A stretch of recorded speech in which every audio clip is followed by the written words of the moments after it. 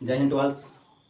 आज फिर से वही पुरानी टॉपिक लेकर के, जिसे आप पिछली बार भी पढ़ चुके हैं। वह टॉपिक है इंग्लिश ग्रामर।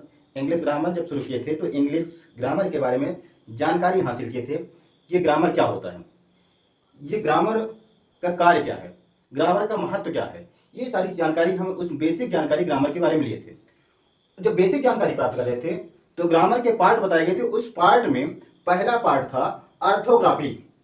ऑर्थोग्राफी यानी वर्ण विचार, जिसको हम सरल भाषा में जब पढ़ाते हैं तो उसको अल्फाबेट पढ़ते हैं, यानी वर्णमाला, यानी अक्षरों का जो समूह है उस समूह को हम वर्णमाला कहते हैं। और वही वर्णमाला का विस्तार से जब हम पढ़ते हैं तो उसका जो ग्रामेटिकल लैंग्वेज में जो नाम है उसका नाम है ऑर्थोग्राफी।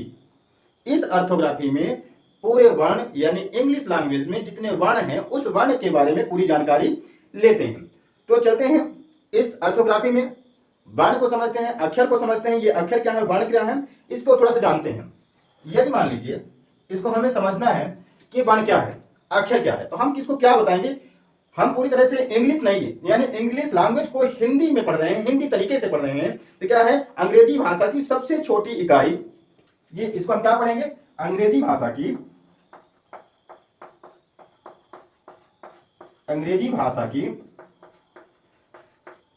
सबसे छोटी इकाई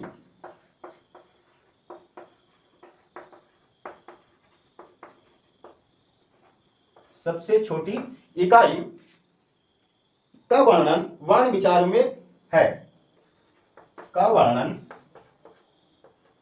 वर्ण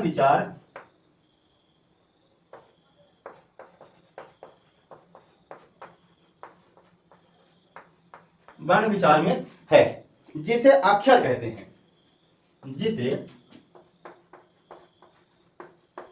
जिसे अक्षर कहते हैं।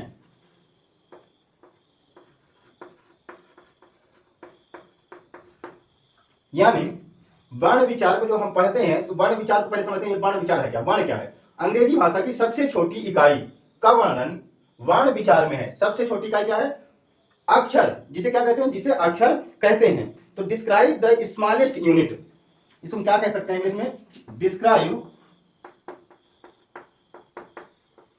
The smallest unit of English language, English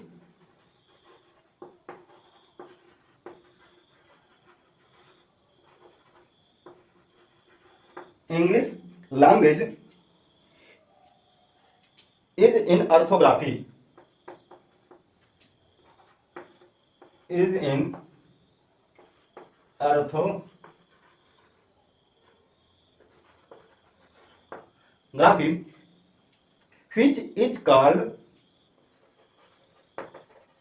which is called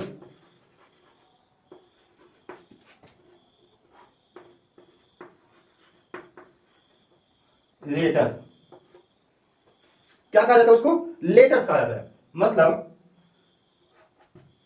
अंग्रेजी भाषा की सबसे छोटी इकाई का वर्णन वर्ण विचार में है, जिसे अक्षर कहते हैं। Describe the smallest unit of English language is in orthography which is called letter, यानी जिसे कहा जाता है, लेटर कहा जाता है, अक्षर कहा जाता है।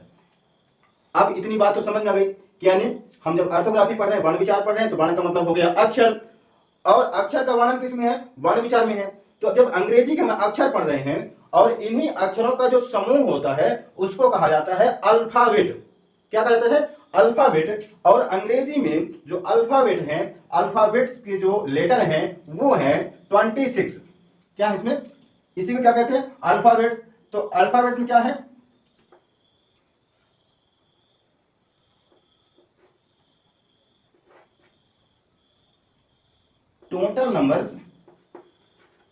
टोटल लेटर्स ऑफ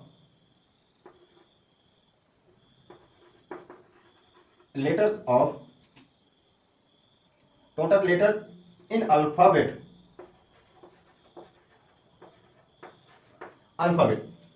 कितने हैं, 26। यानी अल्फाबेट में कुल अक्षर यानी वर्णमाला में कुल अक्षर, कुल अक्षर बारह कितने हो गए? 26। अब इन्हीं 26 से पूरी इंग्लिश तैयार है, पूरी अंग्रेजी भाषा तैयार है। अब इस 26 अक्षरों के बारे में जब पढ़ते हैं तो ये 26 अक्षर किस किस नाम से जाने जाते हैं और इन 26 अक्षरों का उपयोग क्या है, कैसे प्रयोग होता है और ये किस स्थान पर अपना क्या महत्व देते हैं, इसके पूरी जानकारी हमें ऑर्थोग्राफी में मिलती है, यानी ऑर्थोग्राफी में पढ़ते हैं। तो अब देखना ये है, यहां पर जो लेटर हैं, अक्षर है, कुल 26 हैं। अभी कुल 26 अक्षर को इसमें 3 पार्ट्स में यानी 3 टाइप में इसको डिवाइड किया गया है। यानी क्या कह सकते हैं,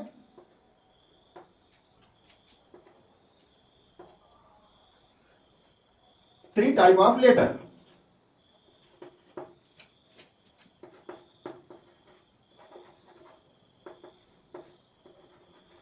थ्री टाइप ऑफ लेटर। तो 3 टाइप यानी क्या हो गए, अक्षरों के 3 प्रकार, अक्षरों के 3 प्रकार। ये क्या कौन कौन सा है, यानी जो अंग्रेजी भाषा के जो 26 अक्षर हैं, इन 26 को 3 भागों में विभाजित किया गया है, यानी उसके 3 प्रकार बना दिए गए, 3 अलग अलग भाग कर दिए गए कि उस तीनों के अलग अलग नाम रख दिए गए। और नाम किस आधार पर रखा गया, उनके काम के आधार पर उनका नाम रखा गया कि किस अक्षर का क्या काम है और वो अंग्रेजी भाषा में कहां पर प्रयोग होता है और कैसे प्रयोग होता है, उसका मीनिंग क्या होता है, उसका अर्थ क्या होता है। इस आधार पर इन 26 अक्षरों को 3 भागों में विभाजित कर दिया गया। बोवेल,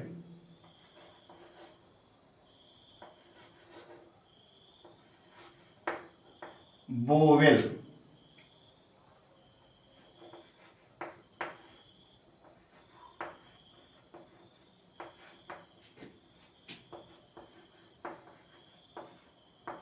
यानी स्वर। ये जो पहला भाग है इसको कहा जाता है बोवेल, हिंदी में उसको वो कहते हैं स्वर।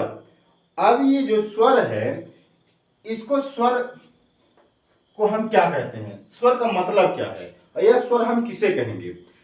तो स्वर को हम पहले समझ लेते हैं कि स्वर क्या है। यानी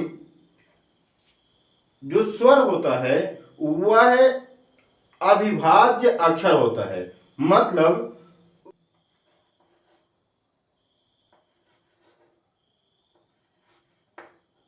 बोवेल।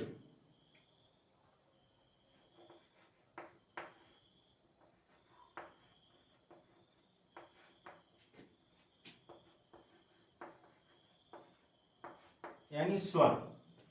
ये जो पहला भाग है इसको कहा जाता है बोवेल, हिंदी में उसको वो कहते हैं स्वर। अब ये जो स्वर है, इसको स्वर को हम क्या कहते हैं, स्वर का मतलब क्या है, यह स्वर हम किसे कहेंगे। तो स्वर को हम पहले समझ लेते हैं कि स्वर क्या है। यानी जो स्वर होता है वह अविभाज्य अक्षर होता है, मतलब उसके उच्चारण करने पर उसमें ऐसा लगता है कि यह इसका उच्चारण स्वयं में हो रहा है, ना कि इसके उच्चारण में किसी की सहायता ली गई है। ऐसे अक्षर जो जिनके उच्चारण में किसी की सहायता की आवश्यकता नहीं होती, ऐसे अक्षरों को स्वर कहा जाता है, बोवेल कहा जाता है। तो कहते हैं बोवेल आर अनडिवाइडेड लेटर्स। इसको क्या कह सकते हैं, हम इसको कह सकते हैं vowels are undivided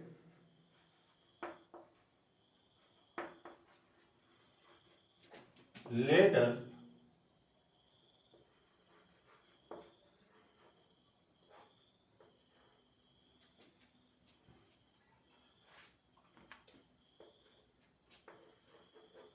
undivided letters of English language.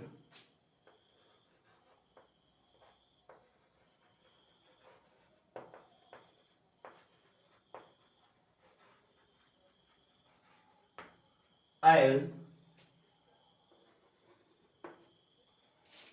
क्या कहते हैं इसमें, ये जो अंग्रेजी भाषा की जो वोवेल है, अंग्रेजी भाषा के अविभाज्य अक्षर हैं।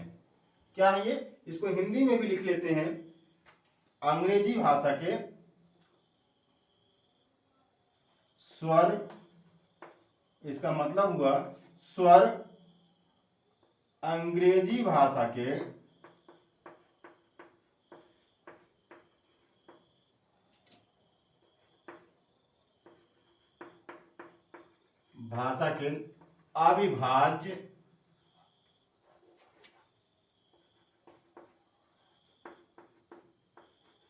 अविभाज्य अक्षर हैं। यानी वोवेल जो होते हैं वो अविभाज्य अक्षर हैं। जैसे अभी कहा कि उनके उच्चारण में किसी की अलग से जरूरत नहीं पड़ती, ऐसा नहीं लगता है कि इसमें कुछ और पार्ट शामिल हैं उनको अलग किया जा सके। तो अलग करने लायक ऐसे कोई उसमें उच्चारण में ध्वनि नहीं मिलती है, यानी उसके साथ कोई अक्षर का उच्चारण नहीं होता। ऐसे अक्षरों को वोवेल कहते हैं या स्वर कहते हैं। और ये स्वर जो है इसको हम लिखते हैं एज, ये स्वर हैं। जैसे ये स्वर कितने हैं, 5, तो इनकी नंबर क्या है, नंबर ऑफ वोवेल्स क्या है, नंबर ऑफ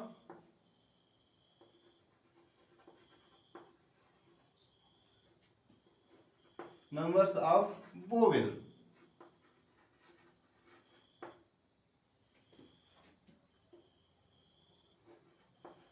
कितने हैं इसमें, ये है 5। कितने नंबर है, 5 हैं। यानी जो वोवेल हैं, स्वर हैं अंग्रेजी भाषा में, ये सिर्फ 5 हैं। ये 5 कौन कौन से हैं, 5 को गिन लेते हैं। ये हैं ए, ई, आई, ओ, यू। ये हो गए आपके 5 वोवेल। फिर है दूसरे नंबर पर है कॉन्सोनेंट। दूसरे नंबर पर कॉन्सोनेंट।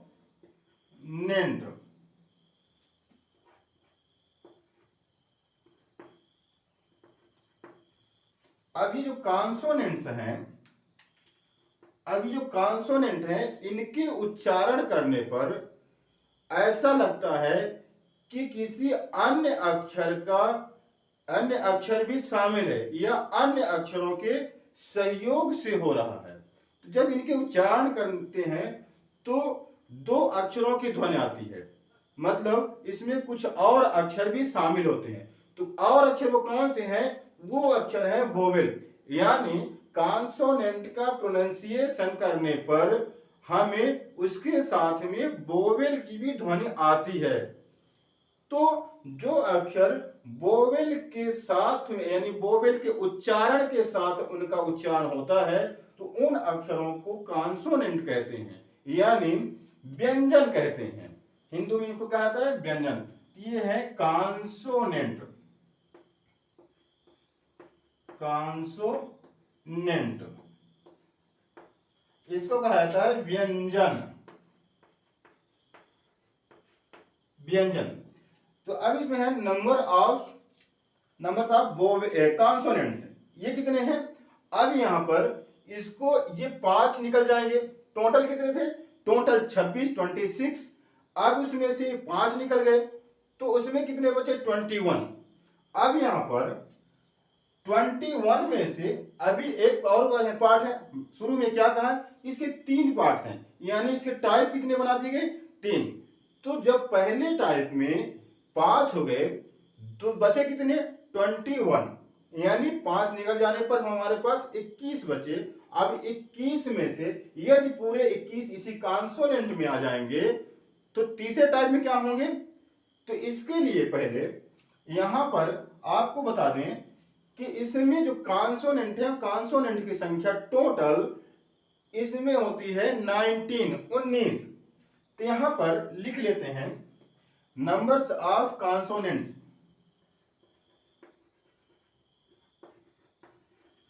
नंबर्स ऑफ कॉन्सोनेंट्स वो कितने हैं 19।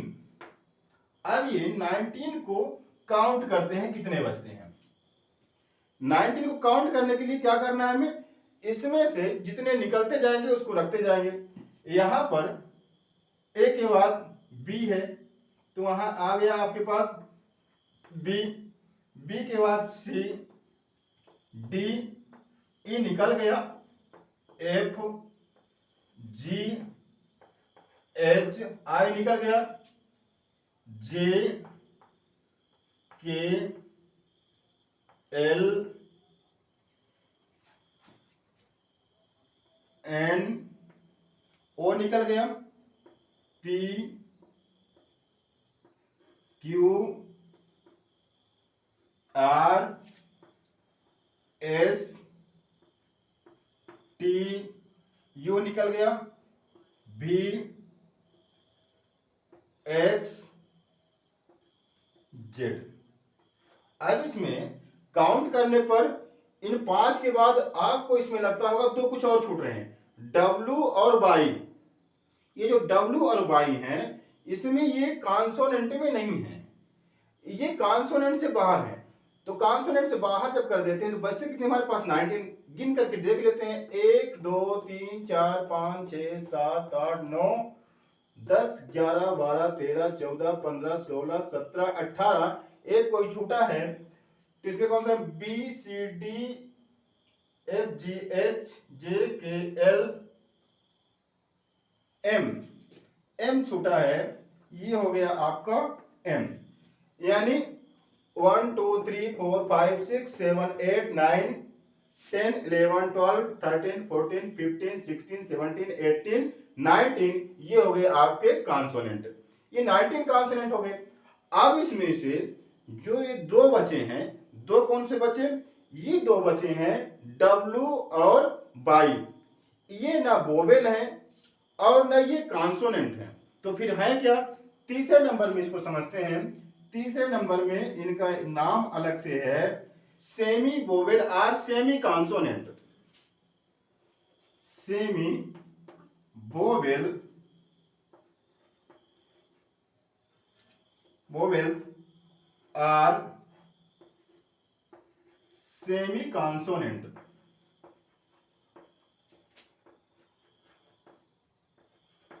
सेमी कॉन्सोनेंट मतलब संयुक्त स्वर या संयुक्त व्यंजन,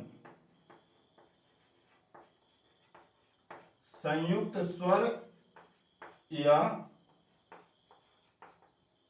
संयुक्त व्यंजन।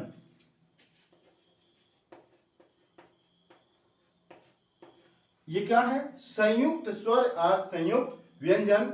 ये क्या है, नंबर्स ऑफ, इनके साथ कितने हैं, ये टोटल नंबर्स ये हैं 2। 2 के कौन कौन से, डब्लू एंड वाई। अभी जो डब्लू वाई है 2 19 21 21 प्लस 5 26, यानी हमारे ये जो वर्णमाला है 26 का 26 अक्षरों का जो वर्णमाला है वो 3 भागों में डिवाइड हो गया। पहला वोवेल, दूसरा कॉन्सोनेंट, तीसरा सेमी वोवेल और सेमी कॉन्सोनेंट। हिंदी में संयुक्त स्वर या संयुक्त व्यंजन, मतलब ना ये पूरी तरह से स्वर है और ना ये पूरी तरह से व्यंजन है। ये कभी स्वर का काम करते हैं और कभी व्यंजन का काम करते हैं, इसलिए इनको अलग से रख दिया गया है सेमी वोवेल या सेमी कॉन्सोनेंट। मतलब दोनों रूप में ये काम करते हैं। जब जैसे इनका स्थान होता है, स्थान के आधार पर इनकी जो वैल्यू है, इनका जो महत्व है वो बदल जाता है।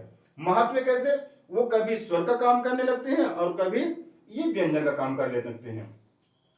इस तरह से ये 3 पार्ट हो गए।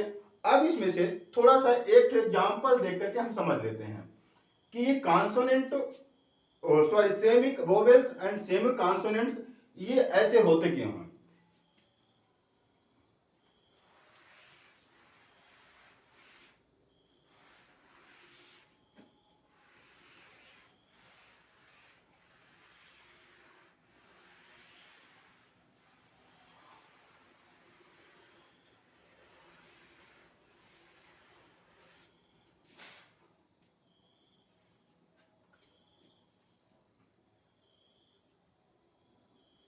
तो पहले बाई को समझते हैं,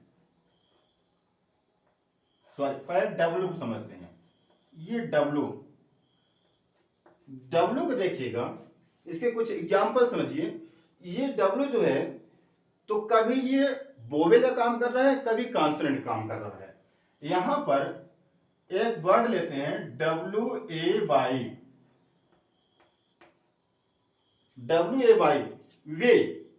वे मीन्स रास्ता, WAY इसको क्या हो गया, वे, रास्ता या तरीका। यहां पर देखिए जब हम पढ़ते हैं वे, यहां डब्ल्यू काम कर रहा है, किसका, डब्ल्यू काम कर रहा है यहां पर वोवेल का। डब्ल्यू काम कर रहा है किसका, सॉरी डब्ल्यू काम कर रहा है कॉन्सोनेंट का। ये कॉन्सोनेंट काम कर रहा है। यही डब्ल्यू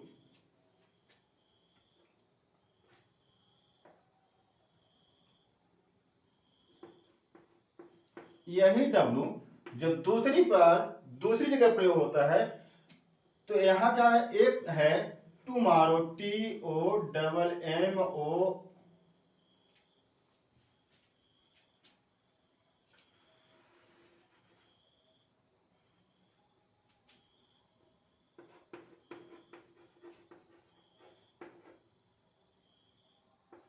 ROW,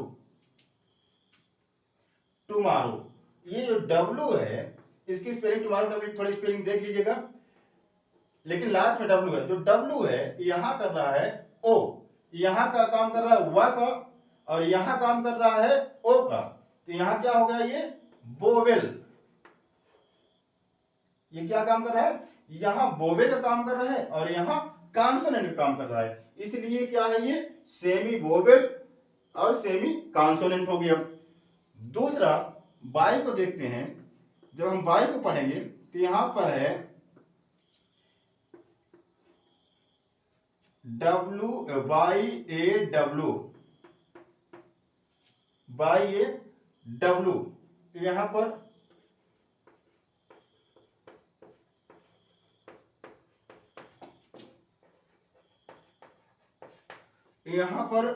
या,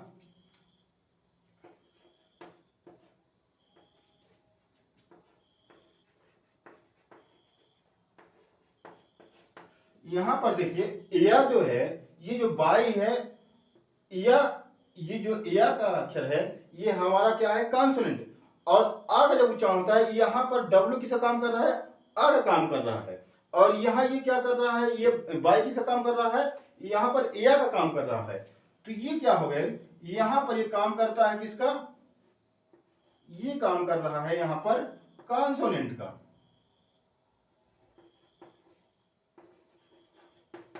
ये बाई यहां पर कॉन्सोनेंट काम कर रहा है। दूसरी बात देख लेते हैं।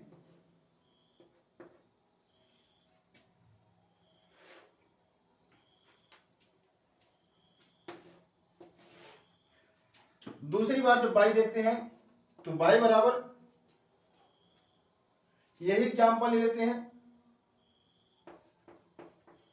WA by.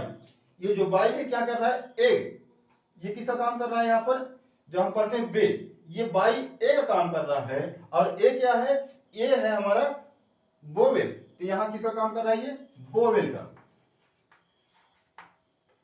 इस तरह से ये डब्ल्यू और जो बाई है ये ना तो पूर्ण रूप से वोवेल है और ना पूर्ण रूप से कॉन्सोनेंट है।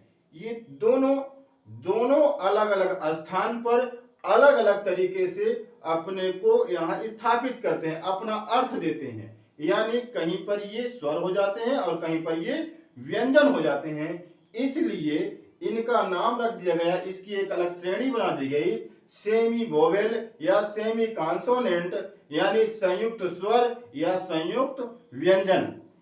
इसके जो दूसरा पार्ट है, दूसरा पार्ट हम पढ़ेंगे अगली वीडियो में या अगले सेशन में। दूसरा पार्ट का नाम था इटिमोलॉजी यानी शब्द विचार। अब अक्षरों का जो संयुक्त रूप होता है, कई अक्षरों से मिलकर के यानी एक से अधिक से हो सकते हैं, एक से अधिक कितने भी हो सकते हैं, उन अक्षरों से मिल करके जो शब्द बनते हैं, तो उन शब्दों के बारे में पढ़ेंगे। शब्द कितने प्रकार के होते हैं, उनका क्या उपयोग है, उनके महत्व क्या है, इनको अगले सेशन में पढ़ेंगे। तो आई होप आपको ये वीडियो या ये जानकारी पसंद आई होगी। यदि पसंद आई है तो आप कमेंट बॉक्स में लिखें। यदि आप नए हैं, हमारे चैनल को नए पहली बार देख रहे हैं, तो हमारे चैनल को सब्सक्राइब करें, ताकि आपको जितनी भी नई नई वीडियो डालूं यहाँ से या अपलोड करूं, तो आपको तुरंत ही उसकी जानकारी मिल जाए। और ये जानकारी कब मिलेगी, जब आप उसको सब्सक्राइब करेंगे। सब्सक्राइब करने के बाद बेल आइकन को प्रेस करेंगे और ऑल नोटिफिकेशन पर क्लिक करेंगे, तब आपको पूरी जानकारी या पूरी नोटिफिकेशन आपको मिलने लगेगी। आपको हमारा वीडियो देखने के लिए बहुत बहुत धन्यवाद।